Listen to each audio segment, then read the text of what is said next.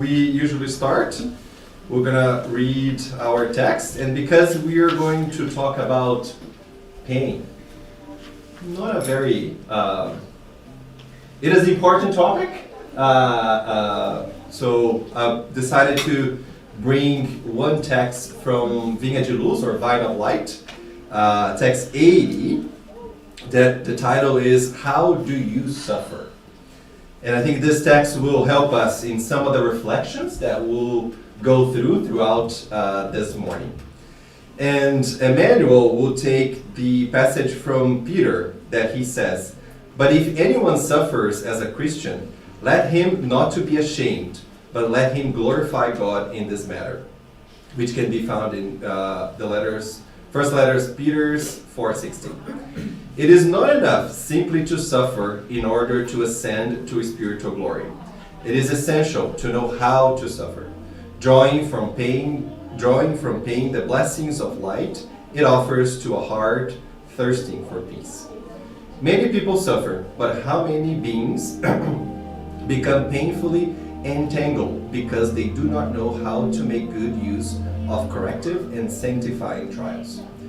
We see those who receive slander and pass it on to their neighbors, those who are tormented by accusations and drag companions into the disturbances that assail them, and those who seek to eliminate reparative illness through despair. How many hearts are transformed into poison wells of hatred and bitterness because small sufferings invade their personal sphere? There are many who knock at the door of delusionment, disbelief, distrust, or unjustified revolt because of a few unmet whims. Would it be useful to suffer with the desire to extend suffering to others? Would not the act of aggression against a creditor, simply because he has chosen to call us to account, only increase the debt? Few people learn to find benefit in tribulations. Most disdain the opportunity for moral edification, and above all, worsen their own debts by confusing their neighbors and plunging companions into troubled zones along the evolutionary path. All creatures suffer in the crucible of necessary experiences, but very few spirits know how to suffer as Christians, glorifying God. All right, let us pray. So let's connect our thoughts to God, to Jesus, to our guardian angels, and all this spirituality and spiritual team that guide us in every activity and work that we're able to have here in the second half of love. And let's be grateful for one more morning that we're gathered here as brothers and sisters, and we can reflect with each other. What is the role of this educational mechanism that God has mercifully given us so we can improve ourselves, which is pain? Be grateful for this opportunity that we can collectively try and help each other in this journey of enlightenment and improvement. Let us always be connected to the love of God, to His wisdom, to faith, and maintain our serenity, our patience, and let us have another blessing, conversation, and dialogue in this Sunday morning. So be it.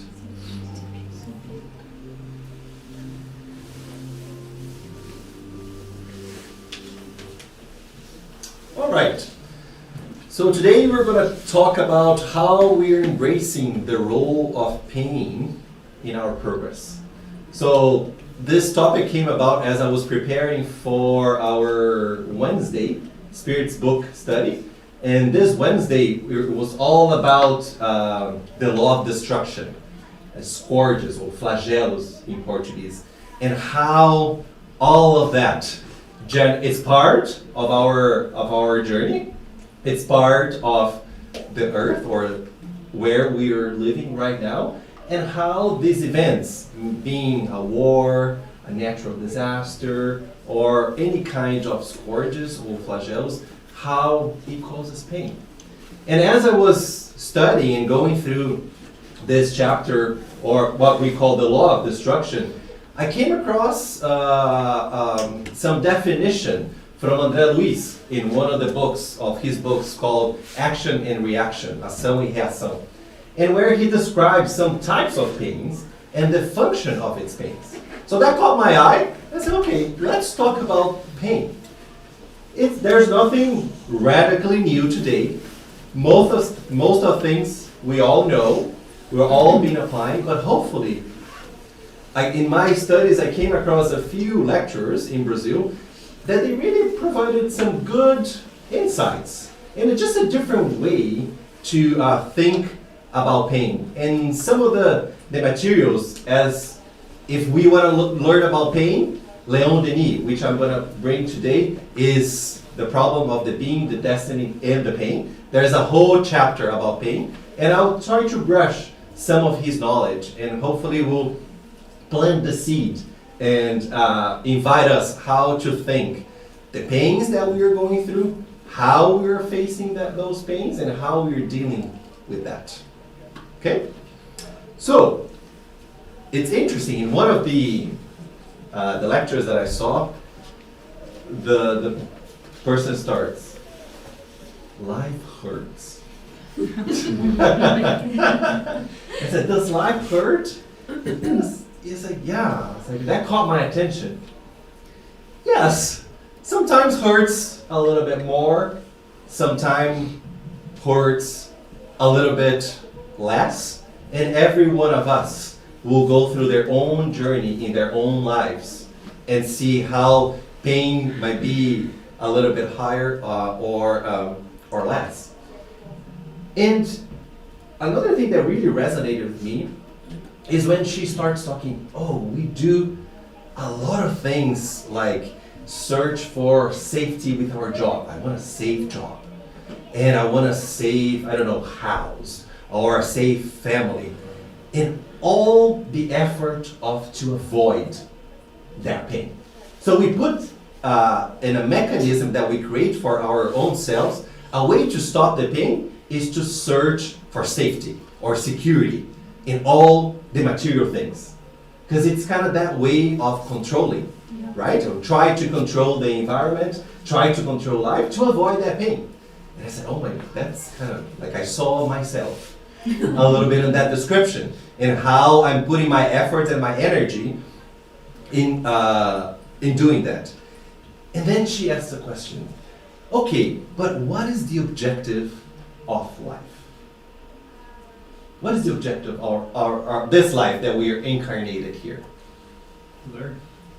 Learn, yeah. Learn to do what? For what purpose? Growth. To become better spirits. And then she kind of goes up, but can we do that by just building material safety and security? No. It's simple, but I don't know, for that sunk in me. It's like, okay, I'm using the wrong strategy.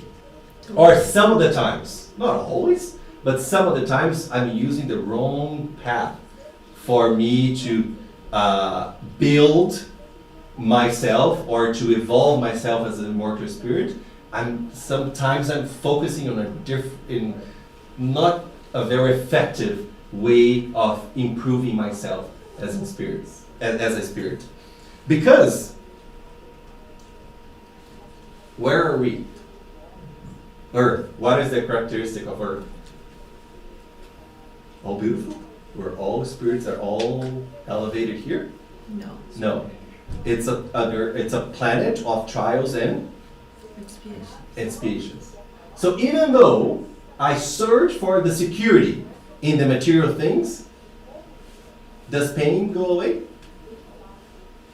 No. It still persists.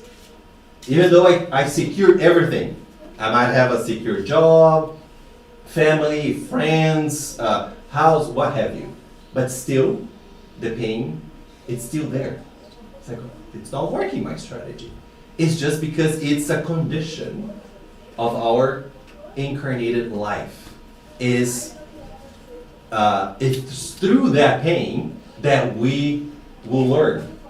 It's through that pain that I will learn how to change something that I invited to change, because there's something in me that is already ready to, let's say, a virtue that is already there to be developed, or there's something that I might have done. I might have committed a mistake, which we all do in past lives, and it's through pain that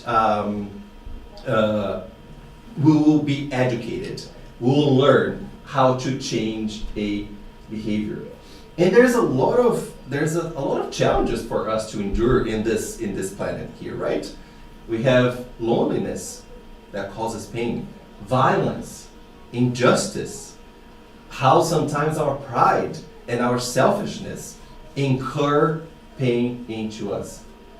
And that pain is the very much mechanism that help us to correct that pride, to correct or to change or to enlighten or illuminate some of those vices that we have been carrying on, either from past lives or for something that we developed here in this own life. And then she poses a question. Can we just unplug from pain? Say, hi, I just want to say, I don't want to feel any of that pain. Can we do that? What do you think? I think you can. Yeah. With some artificial things, like numbing yourself. Yeah. But the pain's going to continue there. You can numb yourself. There's a variety of mechanisms available at our disposal on this earth that can really kind of put a hold or put a pause on that pain. Will it ever go away? No. But then she poses a very interesting question, which she draws from Leon Denis. And Leon Denis says, pain and pleasure are the two extreme forms of sensation. To suppress one or the other, it would be necessary to suppress sensitivity itself. They are therefore inseparable in principle, and both are necessary for the education of the being, who, in the course of their evolution, must experience all unlimited forms of both pleasure and pain. It's kind of a two sides of the coin. Yeah, can you imagine us being unplugged and not feeling any pain? But at the same time, we would not feel all the good things, all the accomplishments, all accomplishments being material or accomplished morally. We would remove all of that. And would we like a situation where we're just numb, we're just at a neutral, and not being able to celebrate and not being able to see the accomplishments? And also, as Leon Denis see here, the happiness, right? And the pleasures that life, that God in its higher wisdom has provided us. And that pleasure that keep driving ourselves forward as a motivation. So even though we can kind of remove ourselves from pain temporarily, deciding to take that route can also remove for the good things and all the accomplishments that we have in our life. And the big purpose, as Misty mentioned, the pain is for our progress. The same way that Leon Denis is saying that the pleasure is for those two forces are for our own progress and own development. Arthur, in his, that hopefully we'll have time to do a little bit of reflections in one of the texts he brings about pain, also mentioned that how many people, spirits, that were here, that were able to show us the possibility and the courage and the results of going through a pain and making the change. Removing that will also be removing this possibility for us to look at some examples. Chico Xavier, Divaldo Franco, they all went through some pain, and all of them left us a great legacy for us to look and see it is possible. It is possible to go through that pain, overcome it, have the courage, and learn. And then not even mentioning our role, our guide and model, Jesus. Did Jesus go to any pain? Yes. He did. And we're going to see a beautiful text where one of the spirits, psychographed by Chico, kind of but elicit all the pain that Jesus went, and what he did, and what we can learn with that. So Luis, is pain then eternal? No, and we're going to talk about that. Yeah. Good question. Yeah, it's a great. And Leon Denis will talk about, should we look for pain? Yeah, hopefully I'll have time to go through that. Interesting. Yeah, Yeah. yeah. I know so many people who look for pain in my circle. And there is this kind of not connotation, or this idea in Spiritism, sometimes in Spiritism, or even kind of in general, that if we have to go through pain, search for pain, and we are here to suffer. That doesn't jive with God's supreme love and justice, but it's about when we are invited to overcome a pain, there is an education mechanism out of it. But we're going to talk about how, and I attempted even to create a graph and see how it resonates with you, on how, according to our evolution, how does pain change?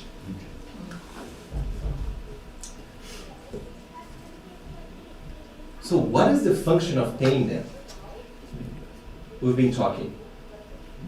Learning. What else? Cross-correct. Cross-correct. Yeah. What else? Evolve. Yeah. It's about education, transformation. I like it's a mechanism to cure our spiritual blindness. So Spiritism started removing the veil of what we don't know, and pain is one of the mechanisms that help us remove our own veils that we have, so we can kind of have that spiritual awakening. And we talked about that when we were talking about the law of destruction. When we are faced with this, I don't know, an earthquake, a flood, a war, what have you, it puts in perspective what is important and what is not important, right? So that awakening is a big component that pain can drive and can help us to do.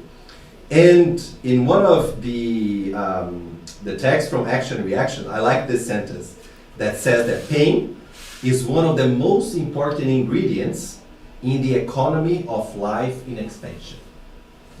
So it's this key ingredient that is necessary, the seasoning, even though the seasoning is a little bit sometimes bitter, but it's an important one for us to keep cooking in this recipe, in this economy that we expand of our own life as growth, as becoming a better immortal spirit. Another function of pain that I found it interesting is about giving that push when we are in some inertia. We're kind of there, like, deixa a vida me levar. Like, let life take me whenever life takes me, but in the sense of just being kind of parked and paused, not doing anything.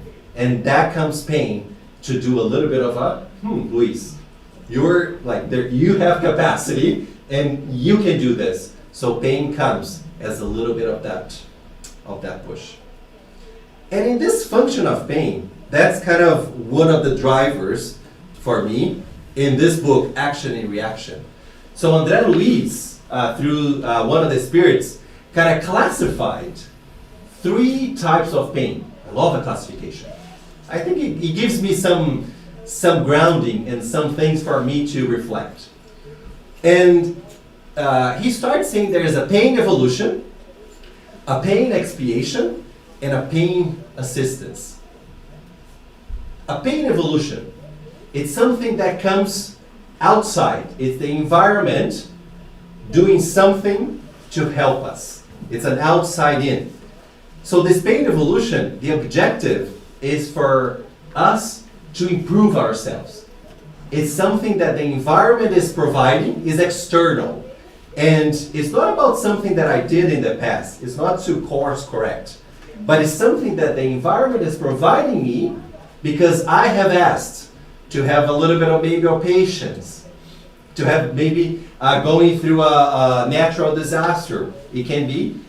So that environment can help us to develop something that is already here within me. The biggest objective is to improve our own selves.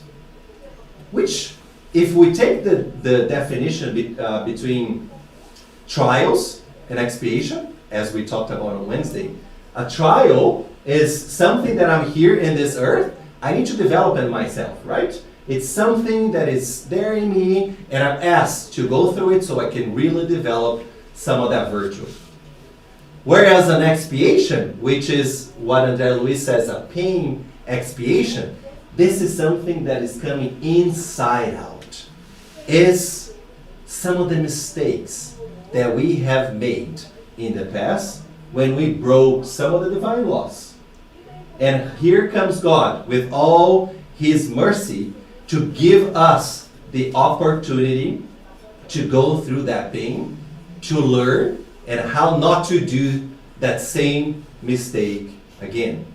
Those mistakes can be because of our selfishness, our vices, and many others.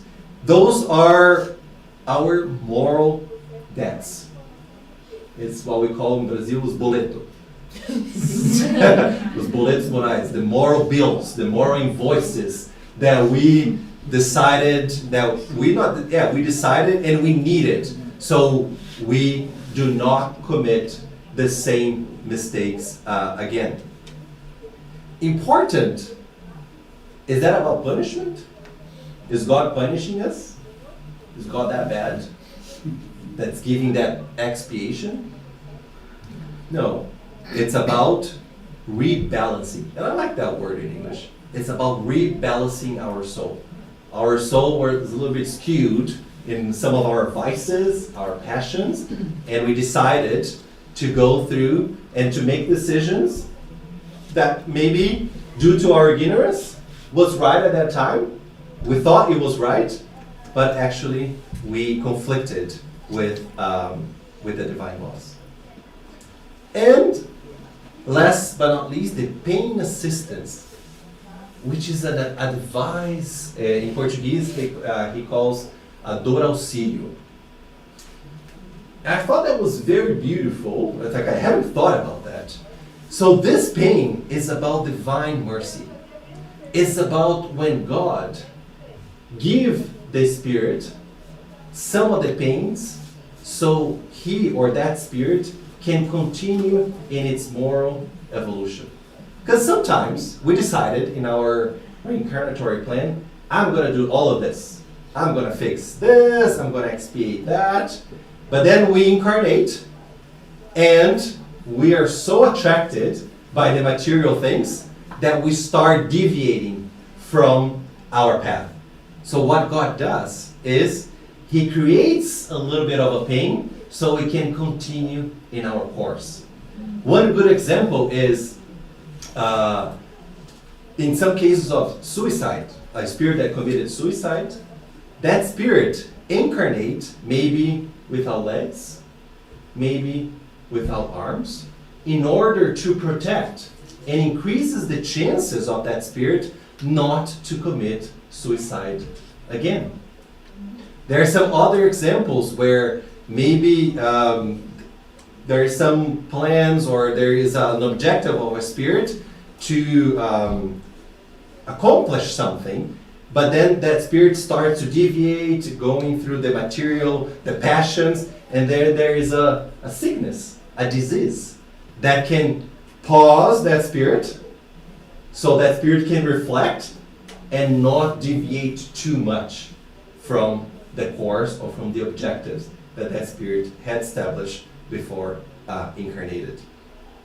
So this pain, those three have their own, its own objective. And for me it was good, I don't know, and I'm going to ask you, for me it was good to have a little bit of that distinction, just to see a little bit how am I even seeing the functions in my pain. Because the pain, for example, evolution, when you're in your trials, the trials are a little bit shorter in its nature, right? Because like your sometimes patience, forgiveness, they have some time stamps in our lives. Expiation, it's a long, most of the time, it's our entirety and the entirety of our own incarnation. And sometimes when something happens to us that causes pain, with that pain assistant, it made me think, let me look at this as a mercy, and maybe this happened, it's causing me pain, but this happened for me to continue in my own trajectory. And there was one comment that one of the lecturers said, that most of the time, pain removes us from our own excesses. When we are too attached to a passion or to something that I cannot detach myself, that pain can kind of put into perspective, and I can see if I'm being too much in something that is not giving me the benefits that the spiritual mandate or our spiritual objective is inviting me to do. So I'm pausing here. How does that resonate with you in those three types of pain? Any questions or any insight that might trigger? I would say that it's good to have that perspective, because sometimes we think about, even when thinking about our own evolution, we sometimes can perceive the things that happen in life like something to punish us because we did something in the past, and we don't realize that this is maybe to help us to get back on our way. Yeah, So, exactly. it's good. Yeah, and what I like when we are going through the pain, that pain is what gives us, it's one of the mechanisms that gives us strength and builds strength in ourselves, right? It's how we endure that, how we go through that will help us and become stronger. And one of the things that one of the lecturers said is, when you're going through that pain is, what is that pain, the question that we're invited to ask, what is that pain is trying to teach me? Instead of, oh, what have I done in the past? Right? Because that doesn't, it's done. It's in the past. I did it. So now is, what is that pain trying to teach me? What is the educational component? And how can that pain can help me to become stronger? I think like if you compare to physical pain, maybe like we have two sorts of. One is the growth pain. Yeah. There is nothing you can do. Let's say like parents with kids here, the kids like with leg is hurting, those kind of things. Yeah, you're growing. Yeah. And the other one is like when you shouldn't be doing something, you're putting your body in danger. So the pain is just signaling this is not the way to go. You're doing too much, you're hurting yourself. So that's how I see the cross correcting. It's just like, what are you doing to you? Yeah. If there is something coming there, it's because this shouldn't be the way. Like it's not to avoid, it's just like you embrace pain, but you don't cause the pain. Yeah, exactly. I see that happen a lot with accidents, either like that happened to me or people who are close friends. It's when you're doing too much, you were too obsessed with one thing, or choosing something that takes you to a completely different path, and it's the course correction. It's like this big hit on the ball, like. Yeah. But before that happens, it's like you have multiple pushes, Pushes. and you Much can for ignore warnings. it. Warnings, like, yeah. And you ignored all the yellow lights. You're like, nope, I'm going, and then Yeah. you get the big hit. So, when you're talking about pain, there's always there will be this kind of conversation about pain and suffering, right? And I didn't know about this, but the lecturer brought this passage from Paul in the second letter of Corinthians. And here, Paul says that we are going to have trouble on every side, yet will not be distressed. We are perplexed, but not in despair. We'll be persecuted, but not forsaken. We'll be cast down, but not destroyed. And I'm going to read this in Portuguese as well. Em tudo somos atribulados, mas não angustiados. Perplexos, mas não desanimados. Perseguidos, mas não desamparados. Abatidos, mas não destruídos. I found this absolutely beautiful, and I put it in two columns. How would you classify this column here? We're talking about something. How, Those are external. They come from other things, and the right column is something that, in our mind, we can do it to ourselves, right? But those are related to pain, of course. so those, exactly, these are pains, and those are suffering. I thought that was absolutely simple. I've never seen that, but I thought that was everything. It was so simple. I don't know. I wanted to bring this because exactly, it's the pain. We'll go through it. There's no. There is part of the package. It's part of this. It's part of this process of our evolution. It will be there. But the other side, That's a choice? that's a choice. Okay. That's a choice that we decided to do, and how, but a choice on what? How do I experience this? One is inevitable, the other one is optional. Interesting you say that. This lecture doesn't, she posed a question for reflection, saying that she kind of doesn't like the word optional. I thought, oh, interesting. Because it might not be, not that it's not optional, she says It's that. not conscious. Yes, optional. yes. It's a choice. She said that the optionality word, it's not very compassionate, because most of the time we are not aware, we're not conscious of it, and we are not at that level of evolution that we actually know what is pain and what is suffering. We are confused. We're not there yet, and understanding how we feel pain is already a degree of consciousness, a degree of evolution that we all are here to develop. And she uses an example, like violence. Like when we see violence, we are perplexed. Like, and this world that we're living in, it's like, why is this happening? But if you're not perplexed, it's like, yes, it's normal.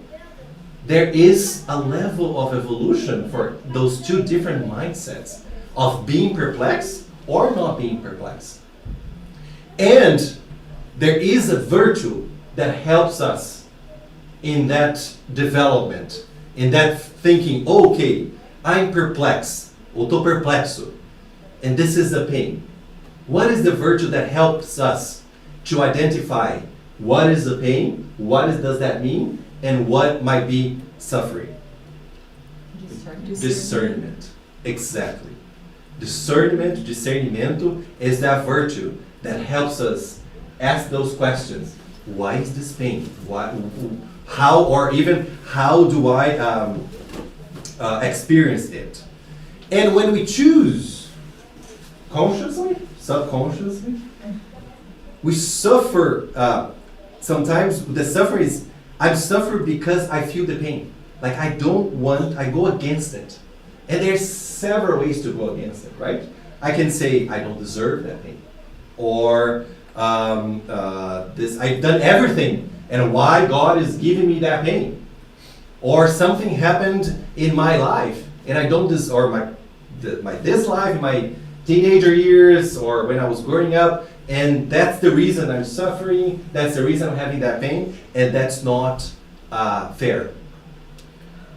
How does that place look like when you're suffering? Is that nice? It's a place of we're very critical of ourselves and also judgmental. We keep judging our own selves. And there's a lot of, one of the things that doesn't drive us forward, which is guilt. Right? What happens when you stay there too long on that suffering? All of those emotions that you described there come to pass. Yeah. The D ones, I say, you distress, you despair, you become destroyed. I find it interesting that you title this slide Our Choices, because I always found the word suffering to be quite interesting, because the root of suffering, and actually it's ironic how our English language, well, I guess these are all initially Latin words, so it's probably true across most languages, have kind of massaged the meaning of these terms, because passion we equate very differently. Passion once upon a time meant, actually in Christian Catholic theology, they still call what Christ went through on the cross the passion of the Christ, because it holds its more initial meaning, which was that causes that despair, that causes that suffering as we understand it now. But even suffering, it doesn't actually mean the torment and the anguish that we now associate with it. It actually, the root of it initially just means to endure something, which was the same thing that passion once upon a time meant. It wasn't the idea of torment, it was the idea of passing through something.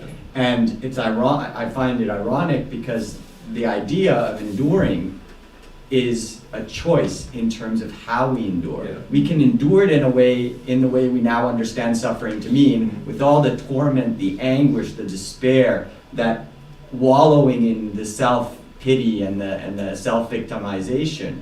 Or we can experience, to the extent that Christ did, everything that you go through with a level of, resignation, perhaps even reverence. Yeah. And so the root means something potentially very different to how we now understand it to mean. But it maybe all comes back to choice, which is how you titled this. I find that very insightful. Thank you. Yeah. What I think it's interesting is that at the same time that we avoid pain, we also stay in the same place with the pain when we choose to suffer. Mm-hmm. Like we're not avoiding the pain at all, because we are resisting the pain, whereas we should actually pass through the pain, as you said. Yeah. And when we stay there in this, and maybe, we're using suffering, or when we decided to go against the pain, that's kind of the core. Whatever words we use, it's decision to go against it and rebel it. What happens to our energy? It's depleted. Depleted, right? What if we don't have energy? Can we learn? Can we kind of figure out how I'm going to really go through the pain and see how I can take all the things that I need to take from it and endure and really go through it instead of rebelling it? Becomes Right. a vicious cycle. A vicious cycle. You're stuck, and Yeah. it's happening again, Yeah. and again, and Yeah. again. Yeah. So it's hard for us to move forward. So here is my attempt. So two things. It's a busy slide. I should have. So just to kind of go through before I go to this. So she mentions when pain and suffering are so tied together. It's like we don't know what is pain. We don't know what is being perplexed, what is being despair. It's hard for us to discern one from another.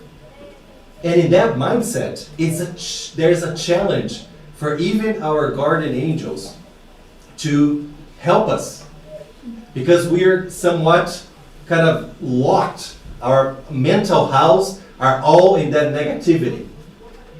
However, when we're able to separate it, when you're able to detach and say, oh my God, the way that I was experiencing this was all about rebellion.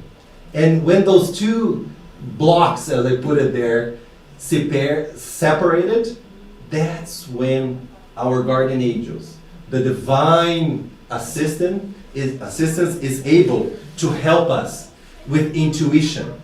So we can improve, say, okay, improve our point of view, and with prayer, with meditation, we are able to kind of learn and go through the other, kind of the other side of the column, and say, all right, now let's see what this pain can help us. So I like kind of how she when we're too attached, the pain and suffering are the same, it's more difficult for us. Of course, we'll always get help from our guardian angels, but that help is being kind of shielded. We put kind of on an umbrella, and it's hard for us to listen. And when we separate it, it's easier, and we can't get that help, and we'll see what we can do to change. And to your point, Attila, as our conscious, and this is my poor attempt, I love a graph. As the conscious, because are we going to always go that way? Yeah. Are we always going to be mixing suffering and pain, or rebelling against pain? As we evolve in our journey of conscious and spiritual awakening, the pain will decrease. The impact of the pain will decrease, or even the pain will cease, because we don't need to, in our state of evolution, there's less for us to learn. So the less of our conscious, the biggest is our pain. Because sometimes we don't even know that we're having a pain. We're in that suffering and pain altogether. But as we evolve, that intensity, that impact will decrease. Does that make sense? Yeah. So as we evolve, as if we take the I can't remember where in the Spirit's book, but we have the Escala Espírita, or the Spirit scale. As we go from one scale to the other, as we become good spirits, that pain, our trials, will be less, and the less will be our pain. Does that make sense? Yeah. And I think that, just to underscore it, because there might be a semblance to think, well, our psychological pain will decrease, but, the physical pain necessarily must continue. But I think there's even an argument to put forward based on that graph, which is actually quite insightful. So thank you for making it. It's very individual. Full disclosure, I Yeah. did it for reaction. Yeah. It's one way that I It's use to very helpful. interpret it. Yeah. And I think that, and just very quickly, because I don't want to take too much of your time up with this, the idea of physical pain, even from a research perspective, in terms of people that learn to develop their consciousness through meditation and these things, is also something that over time starts to disappear. People's experience of physical pain as they become what some may call more consciously present in their state.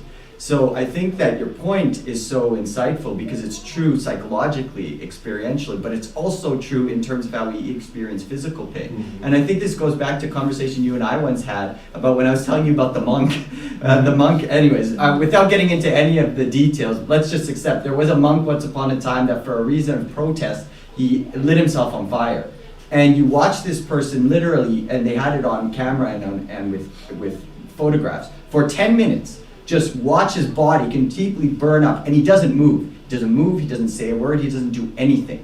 He just passes. And it's always stuck with me, and Luis and I had a conversation once about this, that what potentially is possible with the human body if we develop a certain level of experiential conscious presence, to the point where our psychological pain has completely disappeared, but seemingly our physical pain is gone too, because otherwise how could somebody sit there and just let their body pass on without, he sits cross-legged for 10 minutes with his body burning without him moving. And so it's just, what are we capable of, And if we take the physical pain, as our spirits progress, there will be less need of reincarnation. Mhm. So Therefore, less need of Physical pain. physical pain, Yes, sir. right? So as we evolve, and we can title here in this, is it the X or the Y axis? X, I don't know, whatever axis. I don't know. That's been a long time. Yeah, That's been a long time. that it can be changed as spiritual evolution, conscious, spiritual awakening, evolvement, enlightenment, is how we progress. And as we progress, that pain will decrease. And it The- makes sense because it goes to the eternal happiness. Yeah, exactly. That is promised. Yeah, yeah. Victor, can you help me with the text? Yeah. There is, I was trying to remember, I was checking here, there is a Buddhist parable about the second arrow, right? So this lecture, she talks about that. Oh, okay. Joana Oh, de this one? Angelis, Joana de Angelis wrote a book.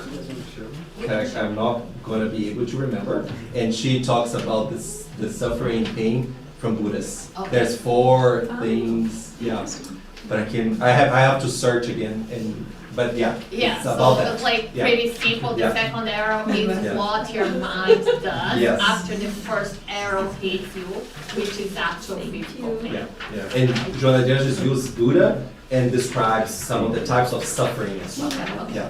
There you go. So this, I found this lecture from Artur Valadares where he does a whole like reflection about the pains from Jesus and how, of course, if Jesus is our model and guide, how he had to go through several instances of pain, physical and psychological, with Peter's denial, with everything that happened through him, and how he kind of used all of that as a way to take from the darkness and the shadow to something that is loving and light. So I want to read this, and we won't be able to do all the deep reflection, but there is this last question that the Spirit says, what do you do with your pain? So let's read it. From the affliction of finding all homes closed, the Lord drew the divine light from the glorious manger for all humanity. From the hardships of Nazareth, he drew the lessons of work, sanctifying all humankind. In the humble carpentry shop, from the bitterness of not being heard but by judges and priests, philosophers and scholars, he instructed rough and poor fishermen, he exalting humility in eternal joys. From the absence of material resources and the contempt of the powerful, he made nature his temple, among green trees and welcoming waters, teaching the gospel of the renewal of the world. From the anguish of the sick, of the blind and the paralyzed, who soaked his path with tears, he composed rhymes of kindness and faith, revealing infinitive compassion. From the ingratitude of those who were helped, from the desertion of his companions, he articulated teachings of love for all time, all time. From persecution and slander, from irony and mockery, with which they filled his anguish in that dreadful solitude, he formed testimonies of complete trust in perfect faithfulness to the Supreme Lord. From insults and blows, from lashes and stones, he engraved hymns of victory with forgiveness and mercy. At last he made of the cross, shameful and infamous, the path of resurrection to eternal life, illuminating the generations of all centuries. If you seek the sovereign Christ, the Master and the Savior, listen, apprentice of divine redemption. What do you do with your pain? I think for us each one of us to take, and I found that's very beautiful to see, kind of in a very summarized version, all the things that Jesus went through in physical and moral and psychological pain, and how he was able to do that. A call that for us, Jesus is always our model and guide, but sometimes we're not there to do or to accomplish what he accomplished. It's a journey. But maybe what's the 10%, the 5%, the 1% that I can do right now so I can do better or I can do something different of what he did with my own pain. And he did, and I think everything that he went through is this great example of reframing and changing our own pain. And to end, I want to end with this text from Leon Denis, saying, "My brother, learn how to suffer, for pain is sacred." I think that's the suffering, the sacredity of pain. It is the noblest agent of perfection. Penetrating, fruitful, it is indispensable to the life of anyone who does not wish to remain petrified in selfishness and indifference. This is a philosophical truth. God sends suffering to those he loves. I think that's a very different way of seeing it, and a great call for us when say, oh my, like, is it having that great gratitude for going through that pain, because that pain is a way of God tells me that he loves me. He loves me, so I need to, or I'm invited to use that pain to change.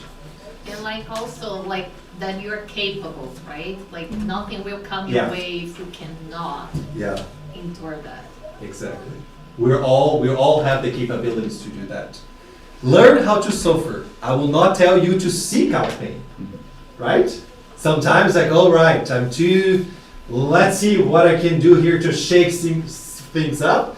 So I'll kind of seek out. That's not the invitation. But when it inevitably rises in your path, welcome it as a friend. Learn to know it, to appreciate its austere beauty. Yeah, sometimes some of the pains that we go through, there's some austerity. Hard, right? To understand its hidden teachings. Study is concealed work. And Arthur, he uses an analogy. It's like you have a book, and what you look here in the pages, this is the message. This is okay, that's what I'm seeing tangibly. But if you look back of this page, in the back of the page is what this concealed hidden teachings. Because if you look at this like a disease, I don't know, being drastic, cancer, that's what I'm seeing here. But what is in the back of that page? What is that disease or that illness is trying to teach whoever is undergoing? It might be an expiation, it might be an evolution, or it might be an assistance if we tie back to the types of pain that we just studied. And each one of us will need to do that work to look at the back of the page and understand its hidden teachings. Studies its concealed work instead of rebelling.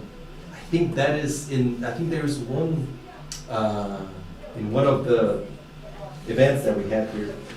If we talk about choices in the pain, if you choose to season the pain with love, that is the right way. That's what we will learn. But if you choose to season with rebellion, that is when we're going to waste that opportunity to improve.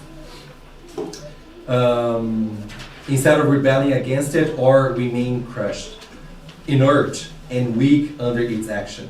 Unite you will and your thoughts with the purpose it serves, and seek to draw from it, as it passes through your life, all the benefit it can offer to the spirit and to the heart. And in the same book, one of the mentors says, when pain comes, there's always two ways as we saw it. We can go up and climb the stairs of our own evolution. Or we can go down. And and kind of incentivate or increases all the vices, all the things that are not good for us as spirits. And we can even plant more pain. Arthur says it's better that we sow or harvest the pain now instead of planting more pain. Because then we have even a biggest harvest later on to deal with that pain.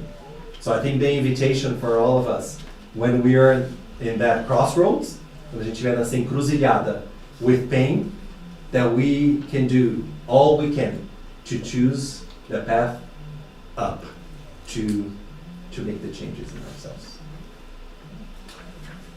And that's what I had. Thank you. Any questions? Oh, 1 minute. Wow. 1 minute for questions. Yeah. What time is it? Yeah, 58. 2 minutes for questions. Wow. So the text that we read is Correios Fraternos, or Fraternal Mail, text 50, lições Nas lições do mestre. das lições do mestre. And all of this is Leon Denis, the problem of being, destiny, and pain. And I use, what else did I use? And action and reaction, chapter 19 of action and reaction, that Luis talks about the types of pain. Yeah, that's it. All right. Good. So let's do one prayer.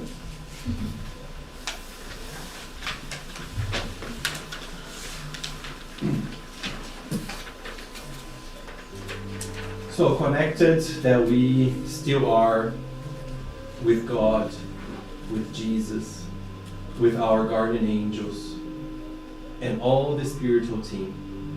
Let's be grateful once again for this opportunity that we had to share the reflections about this function of pain in our lives, and how we are invited to take the path upward, to take the path of studying its teachings, and how we can improve each one of us in this life that we have the mercy to be here incarnated, to improve ourselves as spirits.